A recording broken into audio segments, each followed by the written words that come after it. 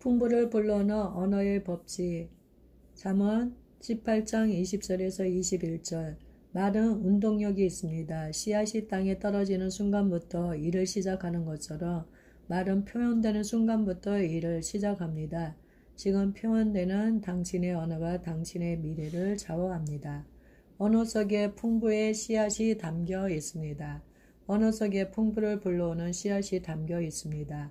언어는 씨앗과 같습니다. 입에서 나오는 말이 씨앗이 되어 그 열매를 먹고 사는 것이 우리의 인생입니다.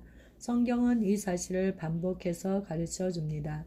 사람은 입에서 나오는 열매로 하여 배가 부르게 되나니 곧 그 입술에서 나는 것으로 하여 만족하게 되느니라. 죽고 사는 것이 혀의 권세에 달렸나니 혀를 쓰기 좋아하는 자는 그 열매를 먹으리라. 잠언 18장 20절에서 21절. 여기서 강조되는 것이 입에서 나오는 열매입니다. 그렇다면 우리 입에서 나오는 열매는 어떻게 만들어질까요? 열매가 있기 전에 먼저 나무가 있습니다. 나무는 그 나무가 있기 전에 나무를 생산해낸 씨앗이 있습니다. 가장 중요한 것은 씨앗입니다. 씨앗이 나무를 결정하고 열매를 결정짓습니다. 말은 씨앗과 같습니다. 말은 씨앗과 같습니다. 우리 입에서 만들어내는 생산품이 바로 우리의 말입니다. 생산품의 원재료가 우리의 말입니다. 잠언 18장 20절에 있는 그 입술에서 나는 것은 무엇을 의미할까요? 입술에서 나는 것은 바로 입술에서 만들어내는 말을 의미합니다. 우리는 날마다 우리 입을 통해 말을 생산해내고 있습니다. 우리가 생산해내는 말을 통해 열매를 맺고 그 열매로 만족하게 된다고 말씀합니다. 우리가 하는 말이 씨앗이라며 그 씨앗에 대해 조금 더 생각해 볼 필요가 있습니다. 씨앗은 힘이 셉니다. 씨앗 속에 미래가 담겨 있습니다. 씨앗 속에 담겨 있는 무한한 잠재력을 어찌 상상할 수 있겠습니까? 도토리 한 알이 참나무를 만들고 결국 거대한 숲을 만들어내는 것을 상상한다면 도토리 하나를 심을 때 전율하게 될 것입니다. 우리가 늘 사랑하는 언어는 바로 도토리 씨와 같습니다. 우리가 사용하는 언어는 바로 도토리 씨와 같습니다. 우리가 사용하는 언어 속에는 엄청난 미래가 담겨 있습니다. 그러므로 좋은 미래를 원한다면 좋은 언어를 사용해야 합니다. 만족스러운 열매, 복된 열매를 맺고 싶다면 좋은 언어의 씨앗을 심어야 합니다. 풍성한 삶을 원하고 풍부한 삶을 누리길 원한다면 그런 삶에 적합한 언어의 씨앗을 심어야 합니다. 말은 성량을 따라 역사합니다. 씨앗 속에는 성량이 담겨 있습니다. 씨앗은 그 종류대로 열매를 맺습니다. 도토리 씨앗은 도토리를, 배 씨앗은 배를, 사과 씨앗은 사과를, 망고 씨앗은 망고를, 수박 씨앗은 수박이라는 열매를 맺습니다. 배 씨앗은 결코 사과를 생산할 수 없습니다. 씨앗은 자기 속에 담겨진 본래적 성량을 따라 움직입니다. 우리가 하는 말은 씨앗과 같습니다. 말 속에는 성량이 있습니다. 그 성량에 따라 말은 열매를 맺습니다. 곧 우리가 하는 말의 종류에 따라 그 열매를 맺게 됩니다. 선한 말을 하면 선한 열매를 맺고 악한 말을 하면 악한 열매를 맺습니다. 선한 말을 하면 선한 열매를 맺고 악한 말을 하며 악한 열매를 맺습니다. 축복을 빌어주는 말을 하며 축복의 열매가 맺히고 감사의 말을 하며 감사의 열매를 맺게 됩니다. 우리가 하는 말의 종류에 따라 열매를 맺는 것입니다. 씨앗은 사람을 차별하지 않습니다. 언어도 사람을 차별하지 않습니다. 그 말을 하는 사람이 누구든지 그 입에서 나오는 말에 따라 열매를 맺습니다. 어떤 사람이든지 빈부귀천을 막론하고 그 입에서 나오는 말에 따라 열매를 맺게 됩니다. 씨앗은 법칙에 따라 움직입니다. 씨앗을 심을 때는 먼저 땅을 잘 가꾸어야 합니다. 땅을 잘 준비하도록 더 많은 열매를 맺을 수 있습니다. 심은 종류대로 거두는 것이 씨앗의 법칙입니다. 심은 양에 따라 거두는 것이 씨앗의 법칙입니다. 많이 심으면 많이 거두고 적게 심으면 적게 거두는 것이 씨앗의 법칙입니다. 또한 심는 것보다 더 많은 것을 추수하게 하는 것이 씨앗의 법칙입니다. 벼 하나를 심으며 140알에서 180알을 거둘 수 있다고 합니다. 감자 한 쪽이며 60개의 감자를 얻을 수 있습니다. 법칙은 변하지 않습니다. 우리가 법칙을 깨뜨리며 법칙은 우리를 위해 일해주지 않습니다. 심지어 우리가 깨뜨릴 법칙 때문에 우리 인생이 어려움을 겪습니다. 그렇다면 어떻게 언어의 법칙을 통해 풍부한 삶을 창조할 수 있을까요? 먼저 우리는 언어의 능력을 절실하게 깨달아야 합니다. 그 다음에는 어떻게 하면 좋은 언어를 선택해서 잘 사용할 수 있을지를 배워야 합니다. 언어는 놀라운 능력을 가지고 있습니다. 언어는 곧 능력입니다. 말이 곧 능력인 것은 말의 원뿌리가 하나님으로부터 왔기 때문입니다. 예수님은 이 땅에 오실 때 말씀으로 오셨습니다. 예수님은 말씀이십니다. 예수님은 하나님이십니다. 하나님이신 예수님이 말씀으로 오신 것으로 말씀이 곧 능력입니다. 예수님이 사용하신 언어가 곧 능력인 것입니다. 하나님은 언어의 권세로 일하십니다. 그런데 그 언어의 권세를 우리 인간에게 주셨습니다. 혀의 권세가 얼마나 큰지 그 권세를 죽고 사는 것의 권세라고 말씀합니다. 말이 생명을 죽일 수도 있고 살릴 수도 있다는 것입니다. 죽고 사는 것이 혀의 권세에 달렸나니 혀를 쓰기 좋아하는 자는 그 열매를 먹으리라. 잠언 18장 21절. 혀의 권세란 곧 혀의 능력을 말합니다. 그리고 혀의 능력은 곧 언어의 능력을 의미합니다. 언어는 정말 놀라운 능력이 있습니다. 그렇다면 어떤 놀라운 능력이 있을까요? 언어의 능력이 얼마나 놀라운지를 절실히 깨달을 때 우리는 언어에 더 관심을 갖고 주의를 기울이게 됩니다. 결국 인간은 말대로 됩니다. 말한다는 것은 표현하는 것입니다. 우리 인생은 표현하는 대로 됩니다. 말한다는 것은 대화하는 것이고 대화하는 것은 서로가 통하는 것입니다. 대화를 잘하며 통하게 됩니다. 통해야 삽니다. 소통의 축복입니다. 첫째, 언어의 창조력이 풍부를 끌어옵니다. 언어의 가장 강력한 힘은 말하는 대로 창조되는 것입니다. 하나님은 말씀으로 천지를 창조하셨습니다. 믿음으로 모든 세계가 하나님 말씀으로 지어진 줄을 우리가 아나니 보이는 것은 나타난 것으로 말미암아 된 것이 아니니라. 히브리서 11장 3절. 말이 있기 전에 생각이 있습니다. 생각은 그림과 같습니다. 하나님은 천지를 창조하실 때 먼저 생각하셨습니다. 생각으로 창조하실 천지에 대한 그림을 그리셨습니다. 곧 디자인을 하신 것입니다. 하나님은 최초의 디자이너십니다. 그 디자인하신 것을 말로 표현할 때 표현하신 그대로 천지가 창조된 것입니다. 말한다는 것은 생각을 표현하는 것입니다. 생각을 표현한다는 것은 생각으로 그린 그림을 말로 표현하는 것입니다. 그때 창조의 역사가 시작됩니다. 우리가 말할 때 말은 능력으로 일하기 시작합니다. 말은 운동력이 있습니다. 마치 씨앗이 땅에 떨어지는 순간부터 일을 시작하는 것처럼 말은 표현되는 순간부터 일을 시작합니다. 창조의 일을 시작합니다. 말씀과 만나는 순간 새 역사가 창조됩니다. 여기서 우리가 배우는 소중한 교훈은 우리 인생은 하나님 말씀과 만날 때 그 말씀을 통해 새로운 역사가 창조된다는 사실입니다.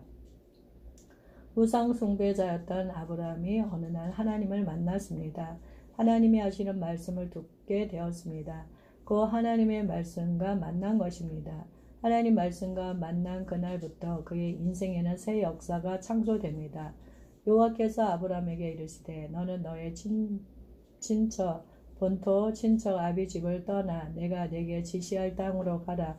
내가 너로 큰 민족을 이루고 내게 복을 주어 내 이름을 창대케 하리니 너는 복의 근원이 될지라. 너를 축복하는 자에게는 내가 복을 내리고 너를 저주하는 자에게는 내가 저주하리니 땅의 모든 족속이 너를 인하여 복을 얻을 것이니라 하신지라. 창세기 12장 1절에서 3절. 하나님이 아브라함에게 주신 이 말씀은 아브라함의 미래를 새롭게 창조하는 말씀입니다.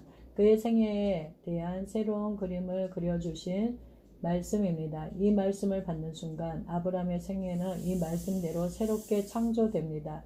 이처럼 우리 생애에서 하나님 말씀과의 만남이 중요합니다. 하나님 말씀과 만나는 순간 그 말씀이 우리의 생애 가운데 능력으로 역사하기 때문입니다. 제자들이 예수님을 만났을 때 그들은 예수님의 말씀과 만나게 됩니다. 예수님은 고기 잡는 그들에게 사람을 낚는 어부가 될 것이라고 말씀하셨습니다. 말씀하시되 나를 따라오너라 내가 너희로 사람을 낚는 어부가 되게 하리라 하시니 마태복음 4장 19절 제자들이 이 말씀과 만나는 순간 그들의 생애는 새롭게 창조됩니다. 인간은 말씀에 의해 만들어지는 존재입니다. 쉬운 말로 표현하면 언어를 통해 만들어집니다. 그래서 언어를 존재의 집이라고 말합니다. 인간의 존재는 우리가 사용하는 언어 속에 존재합니다. 우리가 사용하는 언어가 우리가 누구인지를 말해주고 장래에 어떤 사람이 될 것인가를 말해줍니다. 그래서 책이 중요합니다. 책을 읽는 순간 언어를 만나게 됩니다. 새 역사를 창조하는 언어를 만납니다. 그 언어를 자신의 언어로 받아들일 때 그 언어로 우리 인생은 새롭게 창조되는 것입니다. 그래서 사람은 책을 만들지만 책이 만든 사람이 더 많다고 말합니다. 책이 사람을 만든다는 말은 책 속에 담긴 언어가 사람을 창조한다는 것을 의미합니다. 또한 언어가 주는 풍부는 언어 속에 아이디어가 담겨 있기 때문입니다. 모든 부여는 좋은 아이디어가 있는 곳으로 모이게 됩니다. 좋은 언어가 있는 곳으로 모여오는 것이 부여입니다. 곧 하나님 말씀을 따라 부여가 흘러 들어옵니다. 로버트 슐러 목사는 어떤 일을 착수함에 있어 가장 큰 결핍은 돈이 없는 것이 아니라 오히려 아이디어가 없는 것이다. 만약 좋은 아이디어만 있다면 돈은 그 필요한 아이디어를 향해 흘러 들어가게 된다고 말했습니다. 돈은 아이디어가 있는 곳으로 흘러가 머물게 됩니다. 돈은 결코 혼자 움직이지 않습니다. 돈은 아이디어가 있는 곳을 따라 움직입니다. 돈이 없는 것이 아닙니다. 아이디어가 없는 것입니다. 돈이 없는 것이 아닙니다. 꿈이 없는 것입니다. 사람들은 흥분시킬 만한 프로젝트가 없는 것입니다. 인류를 풍성하게 해줄 수 있는 꿈만 가지고 있다면 사람들은 그 꿈에다 필요한 모든 것을 투자할 것입니다. 좋은 아이디어가 담긴 언어를 향해 모든 풍부는 몰려옵니다. 마치 벌이 꿀냄새를 맡고 찾아오는 것처럼 풍부는 창조적인 아이디어라는 꿀냄새를 맡고 찾아오는 것입니다. 둘째, 언어의 감화력이 풍부를 끌어옵니다. 언어의 능력은 사람을 얻는 능력입니다. 우리는 언어를 통해 사람들을 감동시키고 감화시킬 수 있습니다. 우리는 언어를 통해 대화합니다. 언어는 의사소통을 하는 것입니다. 의사소통을 잘할 때 우리의 삶은 풍요로워집니다. 존 밀턴은 의사소통을 잘하면 잘할수록 이익은 더 커진다고 말했습니다. 언어는 관계를 세우는 능력이 있습니다. 누군가와 관계를 맺으려 할 때 가장 중요한 것은 표현하는 것입니다. 사랑을 표현하든지 느낌을 표현하든지 혹은 관심을 표현하든지 표현하는 순간 새로운 관계가 형성됩니다. 그래서 언어가 중요한 것입니다. 또한 잘 표현된 언어는 감동을 줍니다. 감동을 받으며 마음이 움직입니다. 언어가 풍부를 주는 까닭은 언어를 통해 하나님의 마음을 얻을 수 있기 때문입니다. 또한 언어를 통해 사람을 얻을 수 있기 때문입니다. 감화력을 배려하는 언어에서 나옵니다. 감화를 주는 언어를 사용하기 위해 가장 중요한 것은 배려입니다. 배려란 상대방의 입장에서 생각하는 것입니다. 배려하는 사람의 특징은 잘 경청하는 것입니다. 사람들은 자신의 말을 경청해주는 사람을 좋아합니다. 그래서 경청하게 되면 사람을 얻습니다. 들음은 얻음입니다. 말을 잘해서 사람을 얻는 것도 있지만 경청을 통해 사람들을 더 많이 얻을 수 있습니다. 경청하면 상대방에게 집중하게 됩니다. 집중된 관심을 경청을 통해 표현하게 됩니다. 무언으로 상대방이 얼마나 소중하며 얼마나 가치 있는 사람인지를 표현하는 것입니다. 경청하는 모습만 봐도 우리는 그 사람에 대해 호감을 갖게 되고 경청해주는 사람에게 마음을 내어줍니다. 말을 잘하는 사람보다 더욱 지혜로운 사람은 경청할 줄 아는 사람입니다. 올리버 핸델 홈즈는 말하는 것은 지식의 영역이고 듣는 것은 지혜의 특권이다 라고 말했습니다. 가마력은 경청에 있습니다. 경청하며 열리게 됩니다. 경청은 열림입니다. 들음은 열림입니다. 경청하기 위해서는 먼저 우리 자신의 마음을 활짝 열어야 합니다. 그때 상대방의 마음도 열리게 됩니다. 마음이 열리면 귀가 열리고 귀가 열리면 인생이 열립니다. 하늘이 열려 하나님의 음성을 듣게 되고 하나님의 음성을 들을 때 영원한 길이 열리게 됩니다. 경청은 보이지 않는 언어요. 표현되지 않은 언어입니다. 가장 강력한 언어 중에 하나입니다. 경청을 통해 얻는 가장 소중한 유익은 상대방의 언어를 알게 되는 것입니다. 우리는 같은 언어를 사용하는 사람에게 마음이 끌립니다. 상대방의 언어를 잘 듣고 그 언어를 따라 대화를 나눌 때 서로 통하는 것을 경험합니다. 언어가 통할 때 마음이 통하고 마음이 통할 때 관계가 통하게 됩니다. 소통될 때 형통하게 되는 것입니다. 가마력은 영향력입니다. 언어가 가마력을 가지면 설득력을 갖게 됩니다. 설득을 잘할 수 있을 때 우리의 삶은 풍부해집니다. 설득력을 가지면 영향력을 갖게 됩니다. 언어는 영향력이 있습니다. 우리의 말은 듣는 사람의 생각에 영향을 끼칩니다. 감정에 영향을 끼치고 관계에 영향을 끼칩니다. 전생에 영향을 끼칩니다. 한 생에 끼친 영향은 수많은 사람들에게 영향을 끼치게 됩니다. 셋째, 언어의 치유력이 풍부를 끌어옵니다. 언어는 치유하는 능력이 있습니다. 하나님은 말씀을 통해 치유하십니다. 말씀을 보내셔서 우리 인생을 치유하십니다. 저가 그 말씀을 보내어 저희를 고치사 위경에서 건지시는도다. 시편 107편 20절. 말씀 속에 치유의 능력이 있음을 믿었던 백부장의 이야기가 마태복음 8장에 나옵니다. 하인이 병들자 백부장은 예수님에게 나아가 내 하인이 중풍병으로 집에 누워 몹시 괴로워합니다고 말씀드립니다. 그때 예수님이 내가 가서 고쳐주리라고 말씀하십니다. 그 말씀을 들은 백부장이 예수님을 놀라게 하는 부탁을 합니다. 백부장이 대답하여 가로되 주여 내 집에 들어오심을 나는 감당치 못하겠사오니 다만 말씀으로만 하옵소서. 그러면 내 하인이 내게 낫겠사옵나이다. 마태복음 8장 8절. 예수님이 백부장의 믿음과 말씀의 능력을 믿는 믿음을 보시고 칭찬하십니다. 그리고 그의 믿음을 따라 하인의 병을 고쳐주십니다.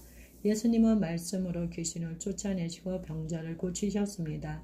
저물매 사람들이 귀신 들린 자를 많이 데리고 예수께 오고는 예수께서 말씀으로 귀신들을 쫓아내시고 병든 자를 다 고치시니 마태복음 8장 16절. 말씀은 병든 자를 고칩니다. 절망 중에 있는 사람에게 희망을 주고 좌절된 사람을 다시 일으켜 세워줍니다. 때로는 짧은 한 말씀이 한 사람을 소생시켜 줍니다. 말씀을 통해 치유를 경험한 사람들이 수없이 많습니다. 더치 슈치는 말씀을 통해 치유를 경험한 사람 중에 오라토리오 메시아를 작곡한 조지 프리데릭 핸델을 소개합니다. 그는 말씀을 통해 절망을 치유한 음악가입니다.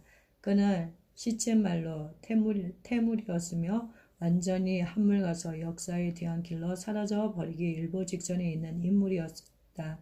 그러나 그가 처음부터 그랬던 것은 아니었다. 젊었을 때만 해도 그는 영국인의 입에서 끊임없이 회자되는 유명 작곡가였으며 세계적으로 가장 많은 수입을 올리는 작곡가였다. 정말이지 그의 명성은 영국 밖에서도 하늘을 찌를 듯했다. 그러나 그 찬란했던 영광은 어느새 빛이 바랬고 그의 음악을 애청하는 팬들도 조금씩 줄어갔다. 그리고 발표하는 곡마다 줄줄이 실패하고 말았다. 결국 핸델은 우울증에 걸리게 되었고 어쩌면 다시는 예전의 명성을 회복할 수 없을지도 모른다는 스트레스 때문에 손가락 몇 개가 마비되어 버리고 말았다.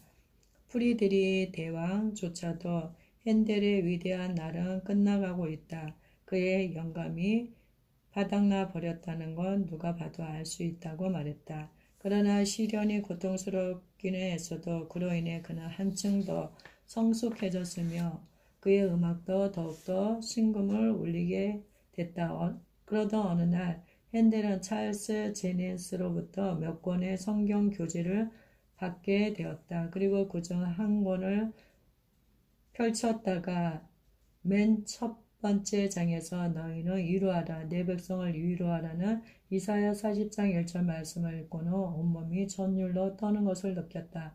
1741년 8월 22일 드디어 그는 이사야 40장 1절 말씀을 위한 음악을 작곡하기 시작했다. 그리고 그로부터 23일 뒤 메시아라는 대작이 탄생하게 되었다. 메시아는 1743년 3월 23일 런던의 한 극장에서 초연되었는데 당시 그 자리에는 영국의 국왕 킹 조지 2세도 참석해 있었다. 핸델은 수많은 관객 앞에서 자신이 직접 하프 식구들을 연주하며 음악을 주의하였다. 그런데 음악이 막바지에 이르러 할렐루야 합창이 공연되고 있을 때 킹 조지 2세가 갑자기 자리에서 벌떡 일어나는 것이었다. 그리고는 누가 뭘할 것도 없이 모든 관객이 하나둘 자리에서 일어나기 시작했다. 이것이 계기가 되어 그 후로는 할렐루야 영원히 주 다스리시네라는 저 감동적인 음악이 울려 퍼질 때마다 청중들은 그의 음악에 대한 경의의 표시로 모두 자리에서 일어나게 되었다. 약 중에 약은 말씀입니다. 심령을 치유하는 약 중에 약은 하나님의 말씀입니다. 또한 우리가 사용하는 말도 사람을 치유합니다. 심령을 치유하고 과거를 치유합니다. 마음의 상처를 치유합니다. 혹은 칼로 찌름같이 함부로 말하거나 지혜로운 자의 혀는 양약 같으니라. 잠언 12장 18절. 우리의 언어가 사람들을 치유할 수 있는 양약이 될 수 있습니다. 언어 때문에 받은 상처는 더 좋은 언어를 통해 치유될 수 있습니다. 우리 상처의 대부분은 피차 주고 나눈 언어 때문입니다. 부부간의 상처도 언어 때문이요. 가까운 사람들과의 관계에서 생긴 상처도 결국 언어 때문입니다. 칼로 찌름같이 함부로 말한 언어 때문에 상처를 받아 고통받는 사람들이 많습니다. 그 상처를 치유하는 길은 좋은 언어입니다. 상처를 능히 치유할 수 있는 언어는 사랑의 언어, 격려의 언어, 위로하고 축복하는 언어입니다. 좋은 언어는 끊어진 것을 연결시켜주는 약입니다. 좋은 언어를 통해 마음이 치유되며 관계가 회복됩니다. 무너진 관계가 회복됩니다. 이때 좋은 언어는 다리와 같습니다. 나쁜 언어는 이미 세워져 있는 다리를 무너뜨리지만 좋은 언어는 무너진 다리를 다시 연결시킵니다. 화해의 언어, 화평의 언어는 관계를 다시 세워주는 좋은 언어입니다. 회복의 기쁨은 풍성합니다. 관계를 상실했을 때보다 더 풍성한 기쁨을 누리는 것이 회복의 기쁨입니다. 언어를 치유하며 인생이 바뀝니다. 언어의 치유력에 대해 관심을 가질 때 먼저 염두에 두어야 할 것은 사람들이 언어를 치유하는 것입니다. 언어가 병들면 사람이 병들고 인생은 핍절해집니다. 우리 인생은 우리가 하는 말로 얽혀 있습니다. 내 입의 말로 내가 얽혔으며 내 입의 말로 인하여 잡히게 되었느니라. 잠언 6장 2절. 인생의 많은 문제가 언어 때문에 발생합니다. 우리의 언어가 병들고 부정적이며 우리 인생에는 많은 문제가 생깁니다. 남을 욕하고 비방하고 남을 쓰러뜨리는 언어는 병든 언어입니다. 무엇이든지 할 수 없다고 말하는 부정적인 언어도 병든 언어입니다. 이 언어를 고쳐야 합니다. 언어가 병들면 그 입에서 독을 발하게 되는데 그 독은 다른 사람을 쓰러뜨리기 전에 먼저 자신을 쓰러뜨립니다. 혀는 능히 길들일 사람이 없나니 쉬지 아니하는 악이요 주기는 독이 가득한 것이라. 야고보서 3장 8절. 하나님이 우리를 사용하고자 하실 때 먼저 하시는 일은 혀를 치유하는 일입니다. 이사야가 하나님을 만났을 때 그는 입술이 부정하다는 고백을 했습니다. 그때 내가 말하되 화로다 나여 망하게 되었도다. 나는 입술이 부정한 사람이요 입술이 부정한 백성 중에 거하면서 만군의 여호와이신 왕을 배웠음이로다. 이사야 6장 5절. 하나님은 이사야의 회개를 받으시고 그의 입을 치유해 주십니다. 때에 그 사람의 하나가 화저로 단에서 취한 바 핀 숯을 손에 가지고 내게로 날아와서 그것을 내 입에 대며 가로되 보라 이것이 내 입에 닿았으니 내 악이 제하여졌고 내 죄가 사하여졌느니라 하더라. 이사야 6장 6절에서 7절. 이사야 선지자의 인생은 입술의 치유를 통해 새롭게 시작됩니다. 그날 그는 사명을 받습니다. 하나님의 부르심에 응답함으로써 위대한 선지자의 길에 들어서게 됩니다. 언어의 능력을 불어넣는 원리를 배우십시오. 언어는 놀라운 능력을 가지고 있습니다. 그러나 사용하기 전까지는 잠재된 능력에 불과합니다. 마치 지식이 놀라운 능력을 갖고 있지만 그것을 사용하기 전까지는 그 능력이 나타나지 않는 것과 같습니다. 또한 같은 언어라도 어떤 사람이 사용하면 큰 능력으로 나타나지만 어떤 사람이 사용하면 별로 능력이 없는 것을 볼 수 있습니다. 같은 언어라도 어떤 사람에게는 기적이 나타나고 사람들이 감동을 받고 변화되지만 어떤 사람이 사용하며 아무 역사도 일어나지 않는 것을 보게 됩니다. 그 이유는 무엇일까요? 그것은 언어의 능력을 불어넣는 원리를 배우지 못했기 때문입니다. 그렇다면 언어의 능력을 불어넣는 원리는 무엇일까요? 언어는 혼자서 일하기보다는 어떤 것과 함께 관련을 지어 일한다는 것을 알아야 합니다. 아리스토텔레스는 관련을 맺으라. 그리하면 기적이 나타날 것이라고 말했습니다. 언어는 배합을 잘할 때 능력이 나타납니다. 관련을 맺고 연결을 시키고 적합한 것과 배합을 시킬 때 놀라운 능력이 나타납니다. 언어가 긍정 에너지로 바뀌기 위해서는 아주 중요한 요소들과 결합되어야 합니다. 첫째, 언어와 믿음이 연합하면 긍정 에너지가 옵니다. 하나님의 언어인 하나님의 말씀을 받더라도 그 말씀과 믿음을 연합하지 않으면 그 말씀은 우리 삶 속에 능력으로 나타나지 않습니다. 말씀이 능력이 없는 것이 아닙니다. 말씀을 사용하는 사람이 의심한 까닭에 말씀이 자신의 능력을 드러내주지 않는 것입니다. 말씀이 유익이 되기 위해서는 믿음이 합해져야 합니다. 저희와 같이 우리도 복음 전함을 받은 자이나 그러나 그 들은 바 말씀이 저희에게 유익되지 못한 것은 듣는 자가 믿음을 합지 아니함이라. 히브리서 4장 2절. 우리가 사용하는 언어도 마찬가지입니다.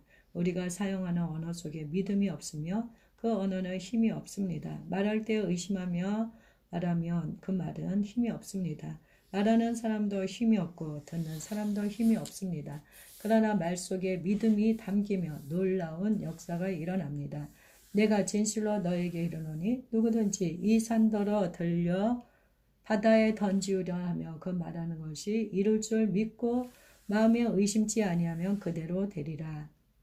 마가복음 11장 23절. 우리가 마음에 의심치 않고 확신을 가지고 말하며 산도 움직이는 놀라운 역사가 나타나는 것입니다. 둘째, 언어와 사랑의 감정이 연합하면 긍정 에너지가 됩니다. 언어의 힘은 사랑의 힘입니다.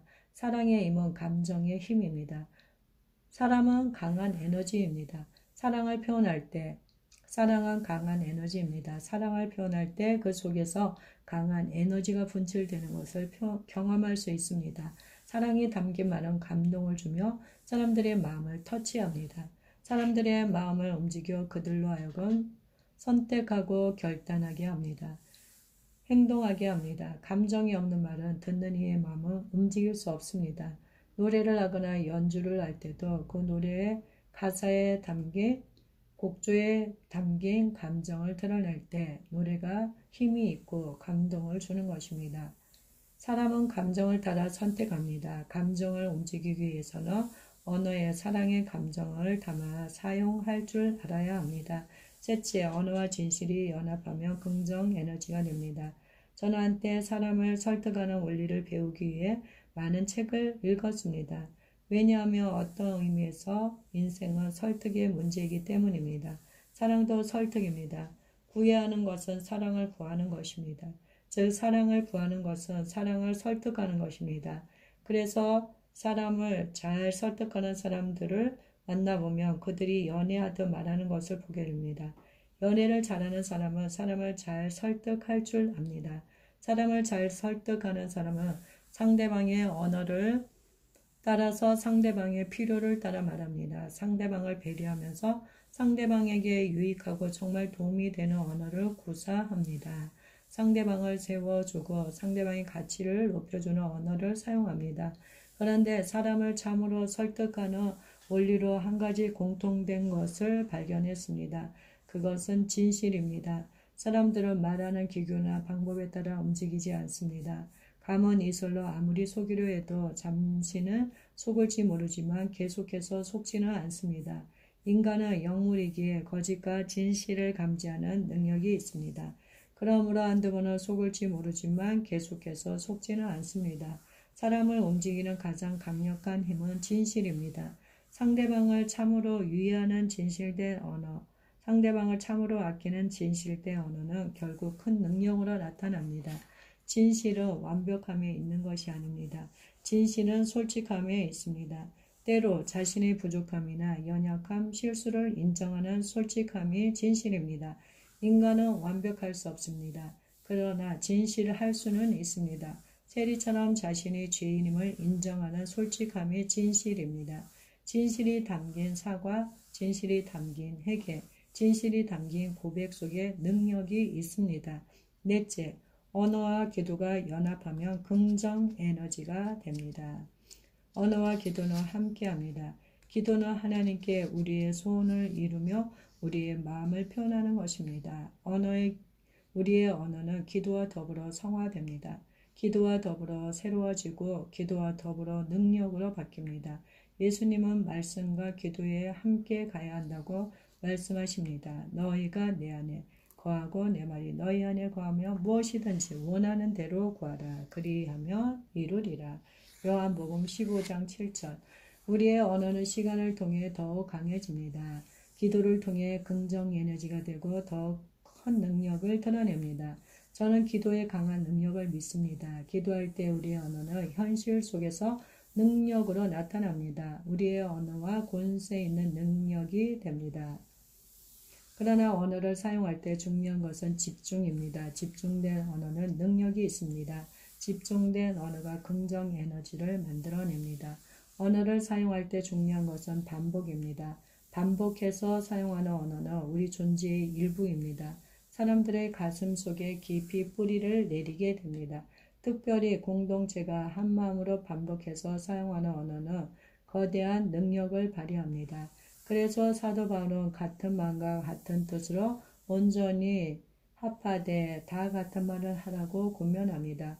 형제들아, 내가 우리 주 예수 그리스도의 이름으로 너희를 권하노니 다 같은 말을 하고 너희 가운데 분쟁이 없이 같은 마음과 같은 뜻으로 온전히 합하라. 고린도전서 1장 10절. 다른 사람의 말에 잘 반응함으로써 풍부를 누리십시오.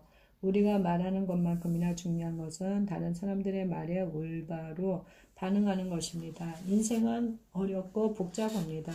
우리가 원하는 대로 사람들이 대해주지 않습니다. 오해를 받기도 하고 공격을 받기도 합니다. 사람들의 말을 통해 엄청난 상처를 받기도 합니다. 우리를 비난하고 비판하고 비방하는 사람들을 만나기도 합니다. 우리를 쓰러뜨리는 말의 독은 무섭습니다. 야고보서에 나오는 것처럼 어떤 말 속에는 독이 담겨 있습니다. 인터넷에 올라온 자신을 악평하는 글을 읽다가 자살한 연예인까지 생겼습니다. 이처럼 어떤 말은 사람을 죽게 하는 독이 될 수 있습니다. 성경은 독한 말을 악한 자의 화전이라고 말합니다. 그러므로 말을 잘하는 것 이상으로 우리는 사람들의 말에 잘 반응해야 합니다.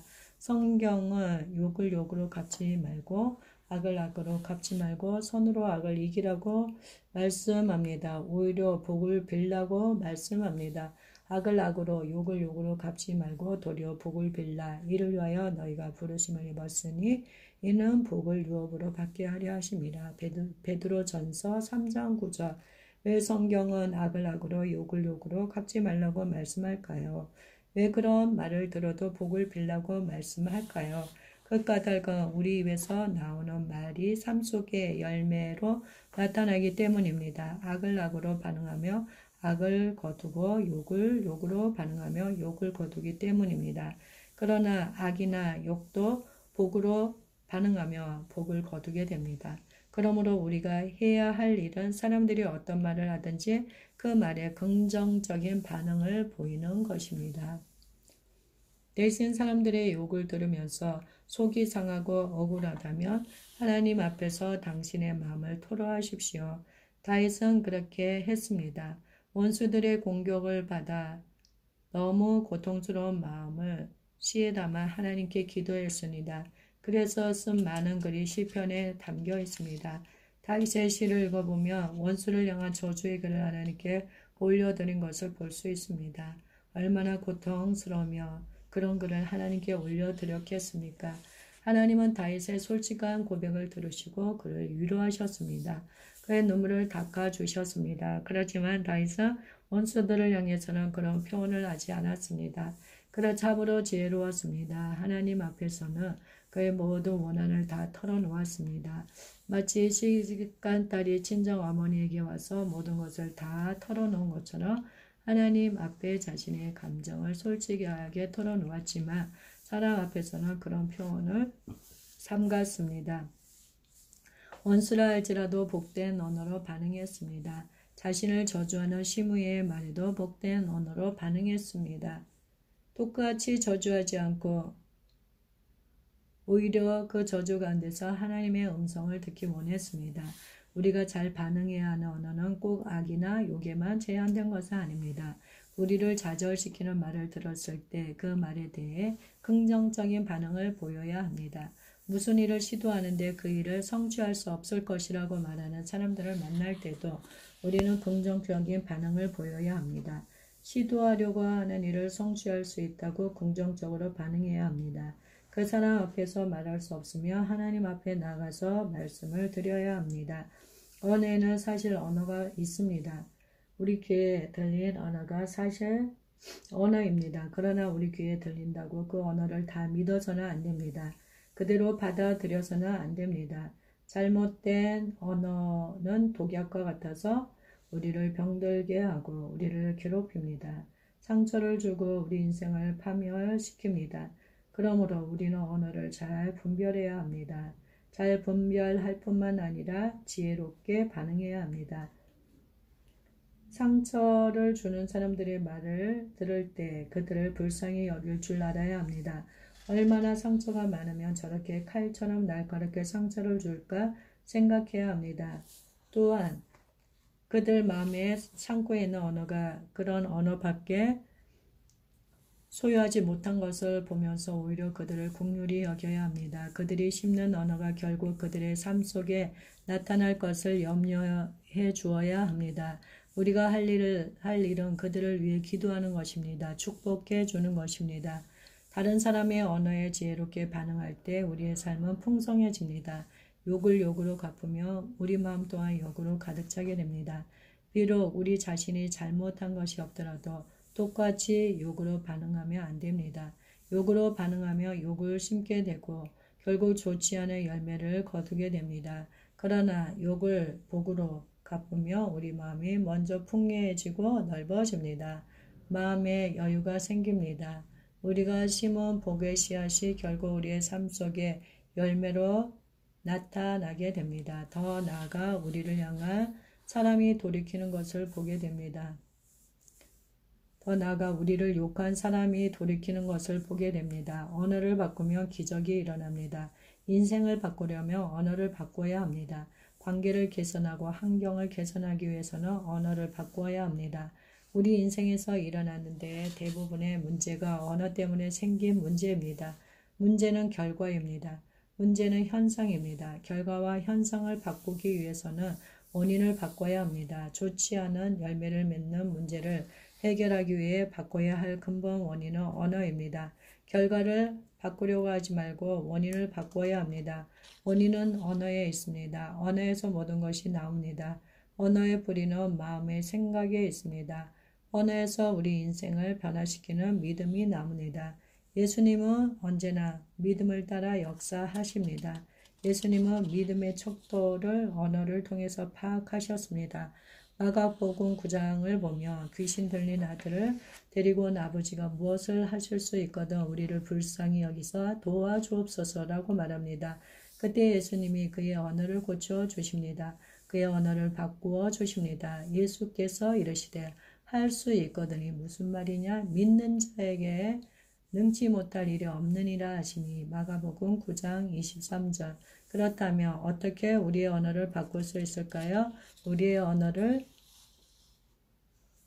바꾸는 길은 우리 마음에 좋은 언어를 쌓아두는 것입니다. 우리가 사용하는 언어는 마음의 창고에 쌓아둔 곡식과 같습니다. 우리는 우리가 소유한 것만 사람들에게 나눠줄 수 있습니다. 우리의 창고에 없는 것을 사람들에게 나누어 줄 수 없습니다. 노력해도 안 됩니다. 아무리 거둔